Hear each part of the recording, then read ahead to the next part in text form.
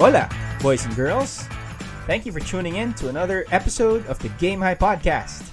Your place for all sports, video games, and everything in between. That would include any pop culture item that we can think of. This is Chip, and Carlo is here as my co-host. Welcome to the show. What's up? Today, the summer season is upon us. Apart from the beach, summer break, and vacations, it should also be the time for summer leagues or tournaments or any off-season games, be it in your barangay or by your schools. Diba? Yep, that's true. But, as with the COVID pandemic, still pervading, still in the country for more than a year already. So, most probably, dalawang summertime leagues na ang na-postpone. Last year and this year. Usually, by the way, yung mga kasagsagan ng mga papabarangay tournaments Alam ko yung pag after Holy Week, usually nanonood kami ng yung mga local na liga around your neighborhood, right? Yeah, mga neighborhood, di ba? Mga barangay.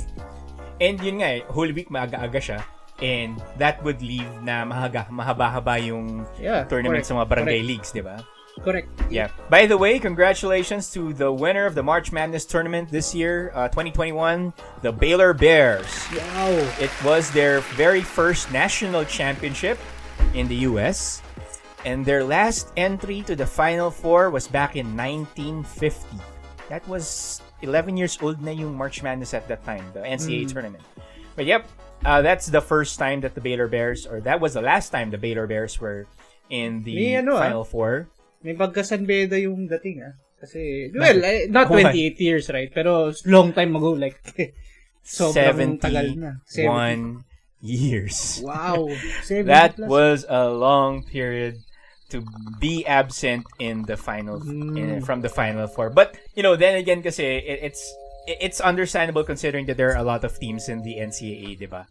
So, it's not like Baylor or Gonzaga. Gonzaga fine recently is a perennial contender in the NCAA tournament. Baylor is not. Nasasawi sila before they were just in the semis, at the Elite 8. Kaya nga first time nang sila nakabot ng Final Four ulit since 1950. And this is the time kasi in the NCAA that the Blue Bloods or the royalty college basketball, the royalty of college basketball has not been, it's not around right now. North Carolina was eliminated in the first round. Kentucky didn't make it to the NCAA tournament, as well as Duke. Yeah. And although UCLA kept that blue blood, kept the blue blood alive as they reached the Final Four this year. But yeah, congratulations to the Baylor Bears. Wow, Bears pala yung I didn't know. Hindi ko alam yun pala yung mascot nila. Pero congrats. Baylor, long time Baylor coming, University, right? Long time coming. Baylor University from Waco, Texas. Speaking of Texas, Carlo, didn't we have new listeners? Right? Yeah, before we start, we wanted to give out a huge thanks to who has been following our podcast so far. So thank you always, for tuning in. We appreciate your support. So make sure you are checking us out on Spotify and Apple Podcasts. Leave a like on our Facebook page and look us up on our Instagram with our handle at gamehigh.ph. And speaking of Texas, alam mo, pre, the listeners that we have, not just from the US, right? We also have listeners, again, these are like constant numbers, but the countries that are listening to us are growing. We have Germany, Vietnam, Canada, Brazil, Turkey, Kuwait. Yeah, we mentioned those. These are, constant, I guess, based on our stats. These are the ones who are usually tuning in. So thank you. Maraming salamat. We have Peru, Australia, New Zealand, Hungary, Spain, Singapore, and the Czech Republic. And yes, in the US, most of our people, or most of the ones listening in, are coming from Texas. Yeah. From where? From Texas. From Texas. Wait, am I saying it? No, that's not a Texas accent. Did I freeze? No, you didn't. Texas. Okay, no. So that's just an inside joke between me and Carlo. But anyway, moving on from that one. You know what, guys? Again, thanks so much for the listeners, to our avid followers of the Game High podcast. Again, you can catch us on Spotify and Apple Podcasts. So let's go ahead with our high five, pare, for the week. We are at episode 9, so most of you guys do know what our high five is. So why don't you start, pre? I know you're having a tough week, right? But any positive vibes that you'd like to share with us? Yeah, tough week indeed. But my high five for the week, I recently downloaded the PlayStation 2 emulator in my laptop, and I downloaded also. Laptop? No, my laptop, my personal laptop. I don't have a work laptop to begin with. I'm using a personal laptop for this one. Just making sure. Anyway. Yep. Anyway, I downloaded one of my all-time favorite games. And actually, really all-time favorite video game in the NCAA College Hoops 2K8. It's actually one of my favorite video games for some reason. Ang retro mo maglaro, pre, ah. Ano yun? Napapansin ko yun sa'yo, eh. Yeah, okay. Well, it's because of that feeling na, you're feeling when you were a kid, you were enjoying these games. Not that I don't enjoy the games that I'm playing now on the PlayStation 4. Hindi naman sa ganun, eh. But it's nostalgia, I would say. I really like playing College Hoops 2K8. That was the time when Derrick Rose was in the Memphis Tigers, or Michael Beasley was with Kansas State, or when sino ba yung mga kilala dun? Well, Kevin Durant left a year after that, so he's not there anymore. So yun yung mga that's what College Hoops 2K8 is. I like it because it's expansive. I am still enjoying it even up to now. I think that would be my high five of the week. Yeah. What about yours? Cool. Mine is, well, I wish that I had something to share with video games or sports with my high five this week. Pero wala eh. Kasi alam mo, nagre-replay din ako ng games sometimes these days. I'm checking out new games on Steam. So I just, there's no like games na talaga na haven't caught my fancy at this time. Pero my high five is, yung pag stay natin with the quarantine, we have been stuck at home. So my cooking actually is helping me a lot. It's a positive thing for me kasi it allows me to experiment right now. So nagkakaroon ako of, obviously, may mga hit or miss na dishes ako na niluluto, pero sometimes may, wow, sobrang sarap na can't believe I did that. And then meron din sometimes na, oh my God, I just had to, I had to throw it out and make sure na it doesn't see the light of day, yung kind of experimentation na yun.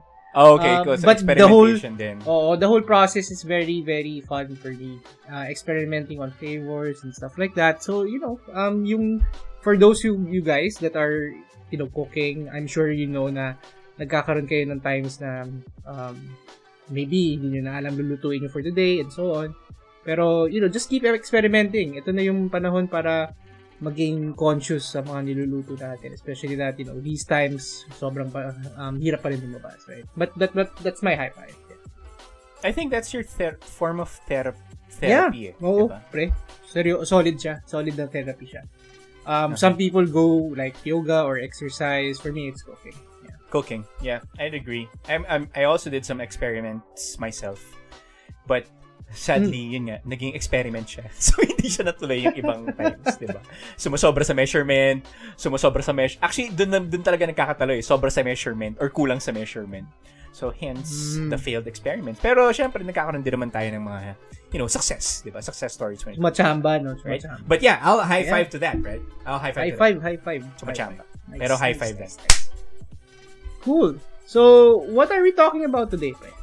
As you can see, Carlo, natapos na yung March Madness sa NCAA. We were talking about the March Madness earlier, right? So, natapos na yung March Madness sa NCAA.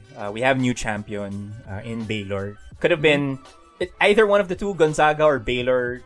One of them could have had their first ever national title. But yeah, it went to Baylor. So, for me kasi, when it comes to March Madness, it generates that certain type of excitement in the States. whether or not you're an alum of any of the schools that are playing, pero may excitement kasi Crazy. when it comes to the NCAA tournament. It's really crazy. It's really Crazy, insane. oo. That's why the term is March Madness. Madness. It Diba? definitely suits the title, to be honest with you. The way I've seen March Madness tournaments were played in the US, and it's highly televised, so makikita mo talaga, you can get any clip from YouTube.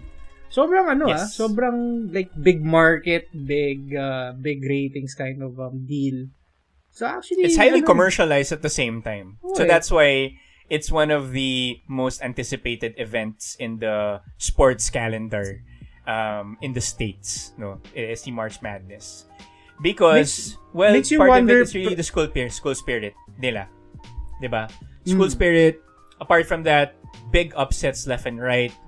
It is evident in this year's March Madness also when some of the lower seeds actually advanced to the next levels of the March Madness of the national tournament. Pero yeah, it's again, those are a few things lang as to why it is that exciting. Correct. And before nga, so it makes you wonder din, pre, right? It makes you wonder din, pre, na yung kind of level ng kalokohan, no, not really kalokohan, pero yung level of excitement that you get from that tournament versus, what we get here in the Philippines. Na the biggest tournaments that we have would be the UAAP and the NCAA, right? We do have summer leagues. We do have summer leagues in between, like the PCCL. Pero makes you wonder. That's not even a summer league. That's not even a summer league. The Father Martin's Cup, that's a summer league. Yeah, Father Martin's Cup na yung naalala ko, kung tutusin. But yeah, there are different invitationals eh. Yeah, there are different invitational tournaments kasi. It would fall under a preseason kind of tournament, right? Correct. And that's I think that's the closest we can get to a March Madness style, because all of the teams in every college and every university that we have here in Manila, or even in Visayas and Mindanao, get to participate, right?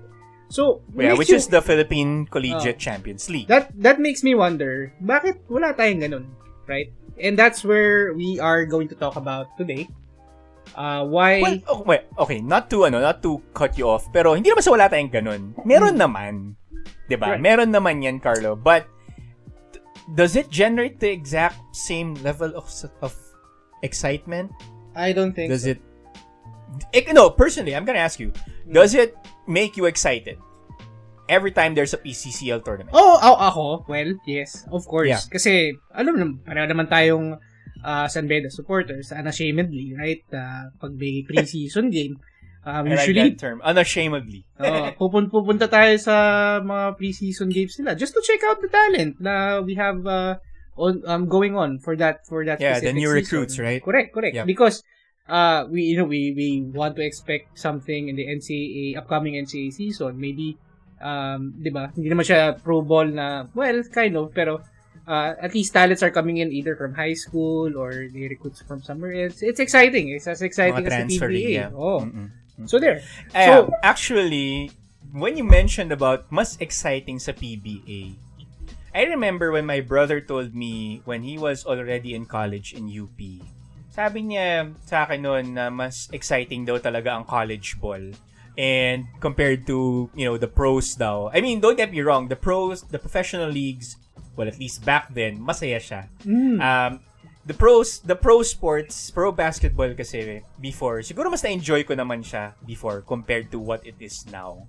That actually can be spared for another conversation before the PBA season, open siguro, whenever that might be. But what you were saying kanina, Carlo, what's the reason why we're talking about this? Yeah, one? so the PCCL. Correct. March Madness national tournament for both of us and for most Filipinos and college students, whoever you are. I think there's a question that needs to be answered tonight, right? Do we have to have a national champion? And do we want to see that? So that's the topic for today, discussing today's episode. And both of us will be sharing what we think regarding the need for a national champion. Personally, ako, Chip has written something about this. You should check out our Game High website. He has written about I want a national champion, right? So let's start with that. National champion, and at least in the collegiate and university na. Okay, well, in terms kasi, let's start with the PCCL, how it came about. It basically existed about in 2002. And it until the pandemic happened last year. Right. It was postponed indefinitely. So for 17 years, it's already been existing. It came under different formats, different champions left and right, although majority came from the UAAP. Marami ng variations niya. Now, kasi I think I kind of get where you're coming from, Carlo. Nung sinabi mong hindi ka gano'n ka-excited when it comes to the PCCL. I'm excited with the PCCL, pre. Actually. Okay, you're excited. Very, very excited, yeah. But in terms kasi of, para sa akin, it doesn't validate that you're a national champion. The PCCL really doesn't seem to be validating a national champion. Parang, Why? It's not as prestige as, let's say, if you're in the UAAP. UAAP, mag-champion ka, walang pasok the next day. Or something, di ba? The NCAA, it's kind of the same thing. I don't know with the other leagues because wala naman nakakamiss yun the actually. other leagues. Hindi ba yung walang pasok the next day? Sana kung manalo yung kumpanya ko ng basketball, wala, hindi kami pasok the next day. Pero anyway, go ahead. Parang hindi yata mangyayari yun eh. Hindi yata mangyayari. Business as usual yun. Parang, okay, good, congrats. Your company won in this tournament. Pero next day, papasok ka pa rin. Maliit na liga lang yun. Pat on the back lang yan. Exciting kang PCCL. Yeah, but it's not as prestigious kasi when it comes to your own college leagues championships. Yun nga, it's not as hyped as the UAAP. It's not as hyped as the NCAA finals. It's not as crowded. Simply put, it's not as crowded. It doesn't get crowded. Unfortunately. So parang, unless of course, if you're telling me that Ateneo and LaSalle plays in the national championship or San Beda versus Letran, they play in the national championship. So parang doon lang mapupuno siguro yung venue or doon lang magkakaroon ng ng crowd, to put the fans in the stands. Sadly nga pare, even PCCL doesn't bring that much audience. No, it don't. It doesn't. Right? It doesn't. I remember when San Beda and Ateneo played in one of the very first games in the PCCL. That was back in 2000 in the 2006 season after San Beda ended 28 years of a title drought in the NCAA. And then naglaro sila ng like a first tournament game in the PCCL. Parang okay, the crowd is not much. Alam mo yun, hindi ganun kadami yung crowd. To be honest. Totoo. Ang pumunta lang doon are your really hardcore followers of San Beda and Ateneo. And then when LaSalle also, kasi the following game may game si LaSalle naman. Right. And then the same thing. Diehard ng LaSalle or mga pamilya ng players or pamilya ng coaching staff nandun. And of course, the band. Of course, the cheering squad. Other than that, you don't see any casual student there. You don't see any casual alumni. And that was a weekend. That was a weekend, mind you. Totoo yan. And I am a witness to that. Kasi, weekends, obviously, these are the times that I can only watch these games live. And if you are scheduling, the NCAA really never bothered to change their schedules and, pattern the games on a weekend. So as for us, like we are now working, or if you don't have really the time to watch live games on a weekday, weekends talaga yung chance ko. Pero that's a curious question, pre. I mean, why doesn't it not draw a crowd? What do you think is the problem there? Bakit hindi siya ganun ka as popular as, let's say, the PBA or the leagues that we have in other countries, right? So what are your thoughts? I think the reason why, and this is just my perception or impression, no, the PCCL is not as hyped or as marketed as much.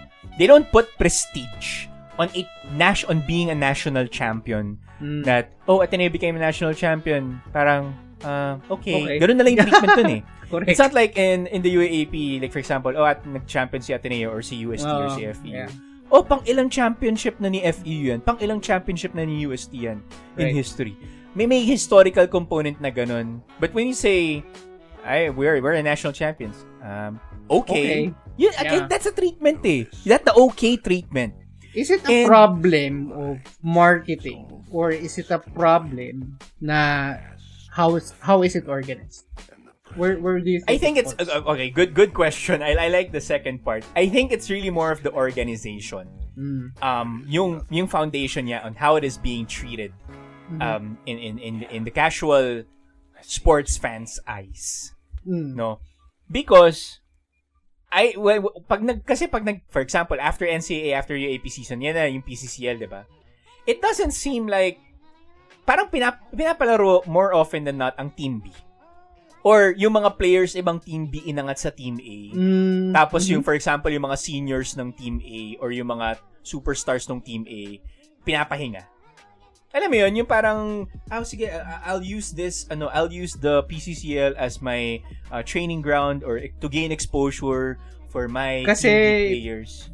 Well, the way that happens, I think the way teams are organizing their format, or no, not really format, but their strategy going into their NCAA and UAP seasons respectively is because, to your point, Chip, na hindi nga talaga siya organized. And that's the reason why I asked you. And you know basketball more than me, technically. However, I see it as an organizational problem in a sense na, so bakit ka may PCCL tapos yung prestige mong national championship ka or national champion ka for that year, pero preseason game siya technically. So, actually, technically parang ganun yung kinalalabasan or ganun yung exactly. impression, diba? And yun yung nagiging pero it should be treated as a post-season yun tournament. Dapat ganun. Okay. And that's the way yung success nung March Madness that we see in the US. Again, we're not trying, siguro my point is I'm not trying to copy whatever March Madness is doing or that tournament is doing in the US with us. Pero, I think yun yung question din na hindi natin masagot din eh. Do Filipinos really would want to see a national champion? Kasi 'di ba may times na pataasan tayo ng ego. Oh. From one school to another. And you won't believe kung gaano kalakas yung spirit na pinapakita ng mga people who support their respective university and basketball teams. Evident pa lang yan. Boosters pa lang, right? With each school. Right, the alumni, the correct. boosters. Pero, it's actually, medyo paradoxical nga yung question na yun eh. Hindi, di ba pre? Parang, very basketball heavy country tayo. Pero, parang disorganized yung sports natin. Right. Internally, right? It's weird. It's super weird. I think it would also have to do kasi, Carlo, with the level of competition that goes into that tournament eh. Nabanggit ko on one hand, you have these teams in the UAAP and the NCAA who field players from the Team B and elevate to the roster sa PCCL. And then yung mga stars mo, yung mga top tier players mo, pinapahinga mo. Right. Diba? Kasi siguro ayaw mo sila may injure for the long haul or maybe they want a vacation kasi after a grueling UAAP or NCAA campaign, kailangan ko naman magpahinga, boss. Di ba parang may mga ganun? But it should not go that way. I mean, kung ano dapat yung whatever team, whatever players who were fielded in the UAAP and the NCAA or in the UCAA or in the NCRAA or in NCAA South, those players should be fielded in the PCCL. No questions asked. So, if that player doesn't want to play, okay, but I still stick. I don't elevate someone from the Team B.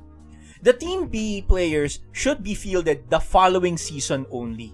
Yung mga summer leagues na invitations na ginagawa nila, dun mo palaruin yung Team B mo. And the organizer should be strict with that. With every league, with every team that's going to participate or that was chosen to participate in the PCCL. Right. That's one. So, that's Number one, two right? then, Carlo, I think yung sinasabi ko yung level of competition, di ba?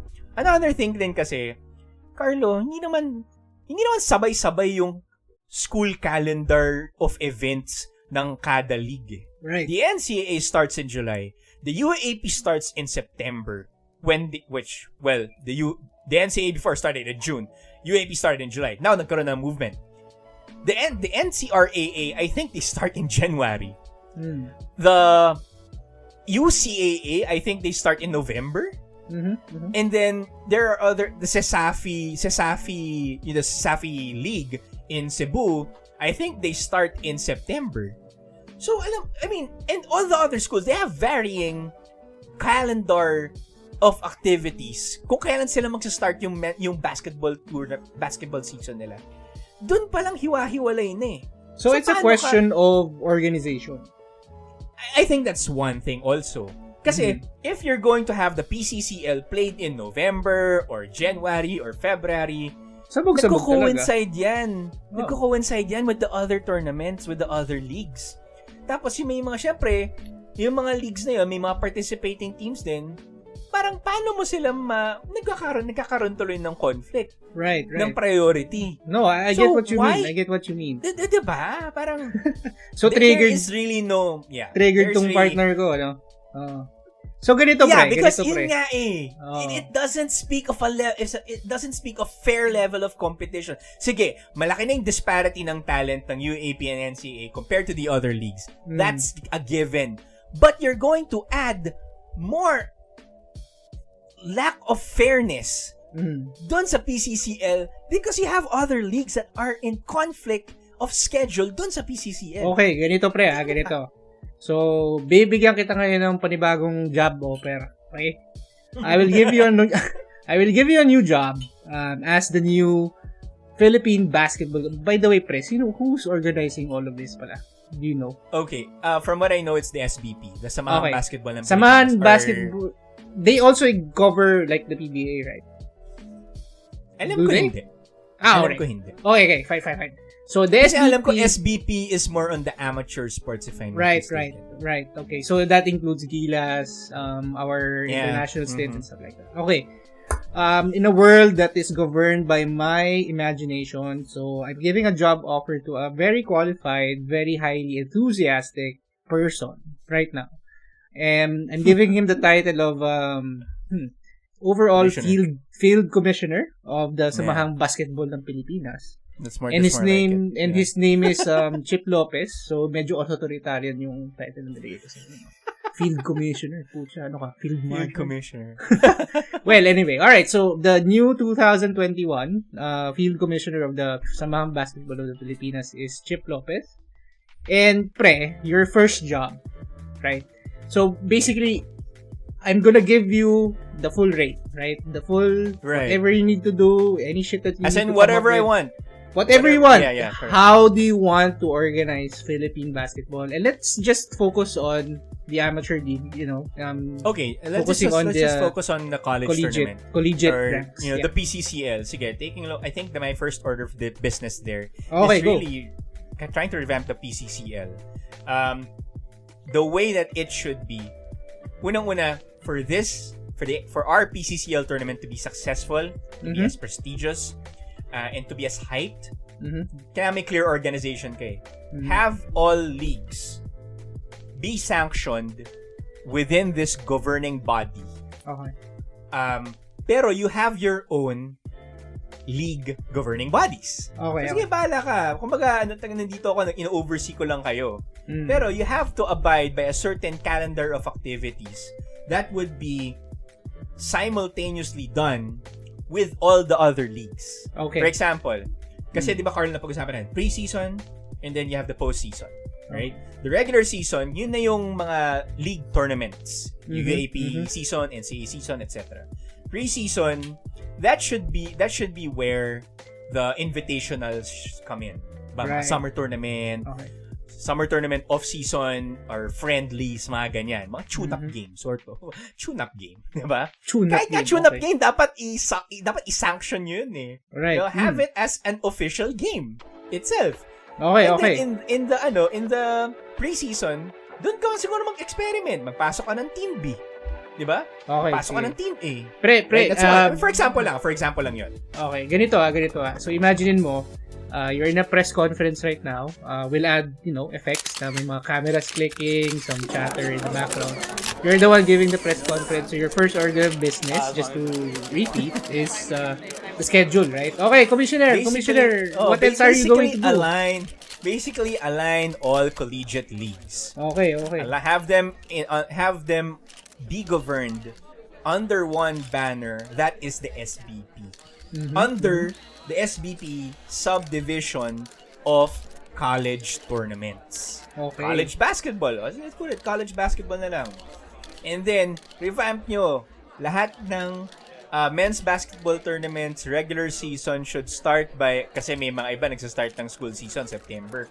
Okay, edi mag-start tayo ng October when it comes to the preseason. Sige, preseason, mag-start ka ng July to September. Siguro a total of 10 to 15 games outside your leagues na dapat maglaro ka. Either tournaments or friendlies or any other teams outside your league. Period. And have those teams, yung mga games nila be sanctioned as an official game. Okay. Right. Okay. And then you move on to the regular season. Regular season, bahala ka, double round. O sige, mag-double round robin kayo. Double round robin, and then you have your own tournaments. Yung tournaments na yan, bahala kayo kung ano gusto nyo gawin dyan. Basta mangyayari dyan, at the end of the tournaments, merong champion dyan, obviously. Diba? And then those respectively, Commissioner, UAP still goes on, NCAA still goes on, all of the other leagues goes on. Pero at the end of the day, the biggest deal will be your tournament, which is the PCCL Champions League, right? So, ang mangyayari, na yung UAAP champion, NCAA champion, all these league champions, they have an automatic seat in the PCCL tournament. So, sabihin natin mag-start ka ng 16 teams. Di ba? And then, ira-rank mo pa yan. The ranking should be done by a governing body or by a poll body of sorts. And then, magra-rank ka, okay, why is San Beda number 1? Or why is Ateneo number 1? Or why is the University of Visayas number 1 in this So, magkakaroon yan ng debates, alright? So, syempre, So, is that the way? Is that the way that's being done sa US with the March Madness tournament? Well, of course, it's a bigger field. Pero may talagang meron kang teams. Do you really have a governing body to decide kung sino yung magsiseed sa tournament on that? Okay, They do. Why not? There would be a lot of agreements and disagreements on that one. Pero Commissioner, it happens year and out. Pero Commissioner, why not kunyari, each tournament, UAAP, NCAA, may seeded, you're automatically seeded pag champion ka, 1 or 2. Okay. Parang gano'n. Why not like that? What do you mean? Na As ganun, one or for yung finalist, automatic na sa automatic na. It could vary from one, pero you have to rank them. Okay. But you have to give due credit dun sa nag-champion. Kasi, okay, the one who, if you're going to play for the national title, okay, di ba, what's in it for them? Of course, prestige. You're a national champion, eh. You're the overall champion for the entire Philippines amongst all colleges and universities participating. That's one. Sige, throw in some cash, 'di ba? Throw in some cash that would support the athletic program of that school. Whether or not it's going to be big, basta kailangan makatulong sa athletic program ng school. I don't care if it's scholarships or facilities improvement, anything that has to do with that. And that would actually entice the small to medium program schools to be in the competition for that kasi makakatulong sa program nila. Sige, fine, you have the premier university NCAA. May mga boosters naman kami to do that, eh. Sa panahon ngayon, iisipin mo pa talaga na may mayayaman naman yung mga alumni namin, tutulong yung mga yun, eh. You don't actually think that it's a good move to have extra money to fund your facilities and scholarships alike? What not? Allowances? Nandun na tayo sa allowances, nagiging legitimately illegit ang allowances in college. Well, but anyway, that's another story. To segue lang with the conference with the new commissioner of the SBP. My thoughts there are, I feel that this collegiate wars between UAP and NCAA and whatever collegiate basketball that we do, sobrang underrepresented, number one, undermarketed, and hindi siya ganun ka-hype. When in turn, it's actually a very big industry. And we've seen that in the US. And we've seen that probably in different places that we're not aware of. Maybe in Asia, maybe in Europe. But the point is, some other governing bodies are doing this correctly. They're actually capitalizing on it. Yung atin kasi, it needs media attention. And the way that you're also explaining things, about yung how it's organized, it's also a fault din eh. That's why it's not being that supported by the media. So if everything that you're saying right now, scheduling, yung the way marketing. the format is, right, and how we are marketing it would be very successful eh. Pero Commissioner, just going back. Pero my question to you is, why is it that not happening, right? I mean, you could talk about all day for sure how you're going to organize the tournaments, right? Pero what are your thoughts about why is this not happening? Bakit hindi? I think people are. Diba? Yeah, I think there are leagues. And yeah, we there had are leagues who before, don't want. Yeah. With the what's that? NBA. NBA. That's in the pros. That's in the pros. The tournament that we had from regional provinces and regional locations around the Philippines. So the PBL was also there somewhere in between. PBL. Well, the PBL kasi is the amateur league, but at the same time it is mga teams naman dun, they are corporate corporate teams. Diba? So, alam mo yun, dumadami yung mga liga, dumadami yung mga attempts natin to nationalize it. Pero why do you think it's not working? Well, I think the leagues do not want to cooperate with each other. Plain and simple. May, mataas ang ere, mataas ang pride. I mean, I don't even, diba, parang ganun na eh. Parang the UAAP, perhaps there are big leagues that don't want to do with anything with outside their leagues. Plain and simple. Diba? Pero, does it, I mean, it surely could call na kailangan may national champion. Right. I think there's a lot of work that needs to be done for the PCCL to have that certain validation, hype, and recognition. Correct. Recognition that you're a national champion. It's not like, okay, yeah, sure, dapat hindi na ganun yung attitude towards that eh. Okay. Diba? Yeah, I agree. I think, and that format in itself could actually create hype.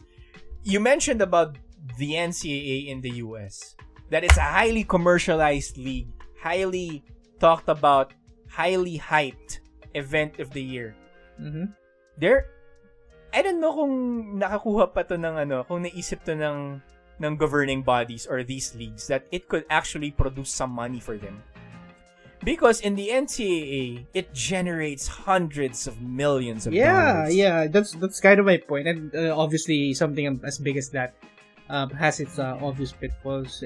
But there are obvious pitfalls. Fine. But what I'm saying is, the US is bigger than us. Naman, yeah. But at the same time, here's the thing: that is an issue in the States. That the NCAA is a $500 million industry, and yet the students don't take.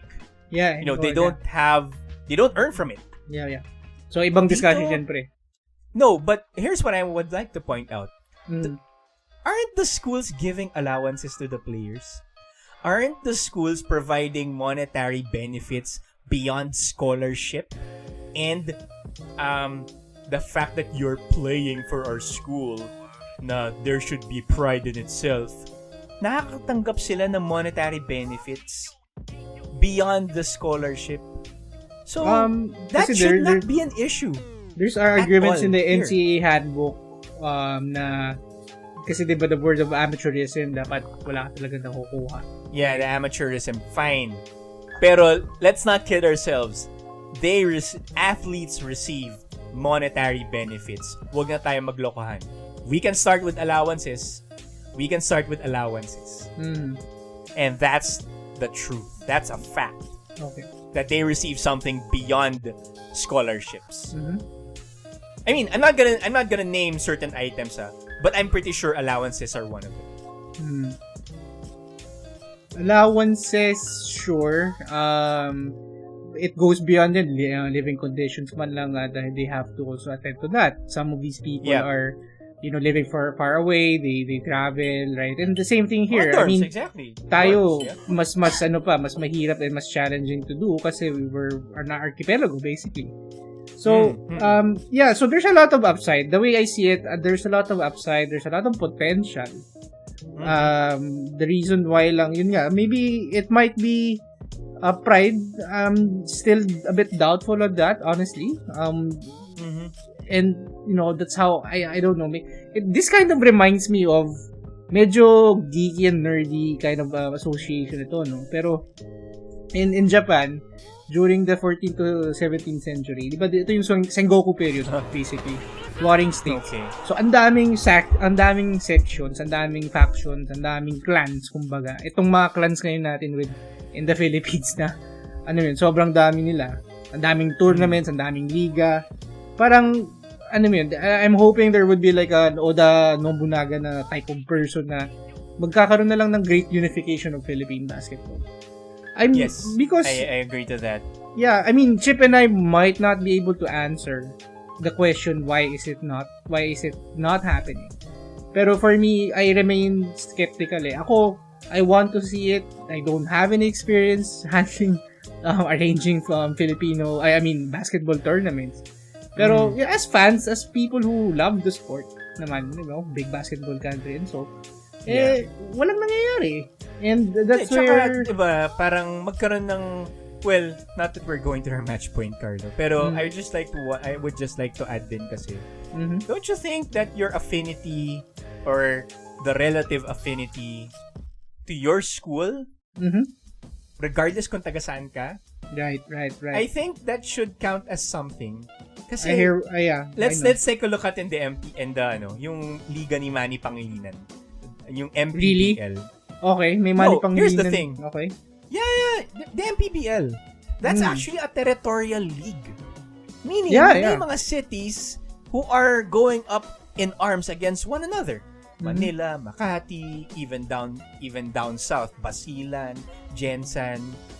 But when you take nung naranasan ko kasi, Carlo, when I attended one of the games, it was like a fiesta. Yung pag may home court advantage, parang fiesta yung nangyayari. After the games, the fans go to the court, they take pictures, they na autograph they take pictures with their idols. Nangyayari, nagkakaroon ng affinity yung mga locals to their teams because of that. Why not have that sense of affinity with your schools regardless of your league? Whether or not you're in the big premier collegiate leagues or when you're one of those mid-majors, so to speak. Mid-major ang tao in the States. Mid-major. Na hindi ganun ka yung fanfare, but you can compete with the rest. Diba? So parang, siguro, isn't that enough? Isn't local affinity enough? Local to affinity help boost? I think yun din, I think it's a problem, it's a conversation that would take a lot of time then, right, to discuss. Kasi isipin mo, the affinity is there already. It's already given. Pero, isipin mo din, the question also that can be posed here, these are student athletes, first of all, right? And these are schools. Above all else, hindi ka naman pumunta ng eskwelahan para para mag-basketball lang, di ba? So, you're there to study, first of all. So, should be. Yun ba yung parang detriment sa atin na dahil amateur siya at hindi siya ganun kabigat, right? And a career in basketball in the Philippines is not as heavy as going into the NBA, like in the US, right? Is that a fair point, do you think? But basketball opportunities are increasing. There's a PBA, there's the D League of the PBA, there's the MPBL. There is an opportunity for Pinoys to play abroad. Might not be in the States, but at least in our neighboring countries. Merong yung Asian Basketball League. That I think we have 2 Philippine teams there. Pero may mga Filipino players na imports ng ibang teams, ng ibang bansa. Right. So that is increasing by the day. Because basketball is becoming more and more popular, not just in the Philippines, but also with our neighboring countries. Diba? That is also helped by the popularity that is generated by the NBA, which really affected how basketball is being played globally, diba? Right. But if you take a look at that, hindi pa rin mawawalan ng opportunity yung mga manglalarong Pinoy na these student athletes And all year round, they're actually playing basketball. Of course, along with the part na nag-aaral sila, which I'm hopeful that they are, diba? Right. And then hindi sa dinodoktor yung mga grades. But that's another story, da? But that's what I'm saying. Also, is that marami ding opportunities outside of it. If that's what you're worried about, I'm not gonna be worried one bit.